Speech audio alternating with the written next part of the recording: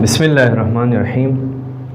अज़ीज़ान मोहतरम, आज हम जिस मसले की तरफ इशारा करना चाहते हैं वो ये है कि हवाई जहाज़ में नमाज़ पढ़ना मुमकिन है या हवाई जहाज़ में नमाज़ पढ़ी जा सकती है।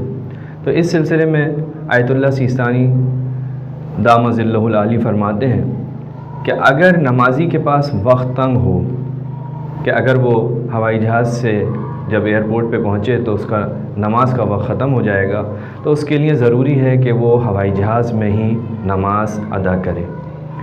अब इस सूरत में इसे चंद बातों का ख्याल रखना ज़रूरी है। सबसे पहली चीज़ ये कि ये अपनी नमाज के लिए क़िबले का तयन करे। अब अगर क़िबला मालूम करने की कोशिश के बावजूद भी इसे सही डायरेक्शन क़िबले की नहीं पता चलती, तो अगर इसे किसी ख़ास सिमत में गुमान हासिल हो जाए तो उसी सिमत की तरफ इसे रुख कर के नमाज़ पढ़ना पड़ेगी।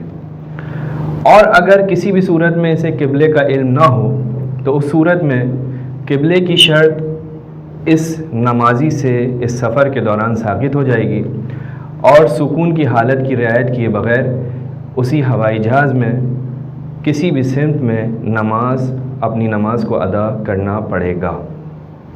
अब जब ये नमाज़ पढ़ रहा होगा तो इसके लिए चंद मसाइल और पेश आएंगे।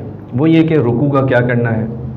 अगर इसके लिए रुकू करना मुमकिन हो तो इसे रुकू करना पड़ेगा, और अगर मुमकिन ना हो लेकिन बैठ कर रुकू कर सकता हो तो आयतुल्लाह सिस्तानी फरमाते हैं कि इसके लिए ज़रूरी है कि ये खड़े होकर नमाज़ पढ़े और सर के इशारे से रुकू का फरीज़ा अंजाम दे।